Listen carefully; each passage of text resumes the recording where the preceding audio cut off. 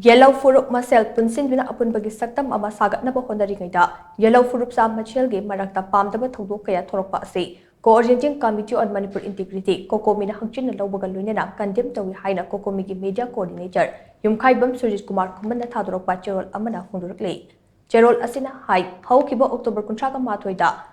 Kodom Khulendagi V Hangnau Blation Amasung Liyai Khulendagi Dalau Paumaida Miyoi Karana Lamsangi Mafam Amada Fu Cherakiba Amadi Tha Asigi Mangada Kambiron Kuldagi Joshua Kamai Kauba Loco Pilot Oibang Miyoi Aba Sakangdaba Singla Kaikhu Kabui Kulda Fu Cherakiba Adu COCOMI Condemn Towi Thoudok Sing Asida Chenaba Kuding Magmari Lainaba Authority na Fagatuna Logi Matung ina Cherak Pikatamadi Lan Tengnaringai Talak Asida Yelhou Phurupcha Mashel Marakta Asigumba Thoudok Asi Achumba Nate Yelhou Ngaidagi Kundaminaraba Phurupcha Mashel Marakta Karigumba Matamda Kana Chainaba Yauri Asigumba Pamdaba Thoudok Thorakpada Chainaba Kudikmak Mari Lainaba Authority na Matik Chaba Cherak Phonghanaba Honabiyo Pamdaba Thoudok Asina Madam Oiraga Kanglu Phurupcha Naiba Wakal Sagatlu HAINA so Cherol Asina Makatari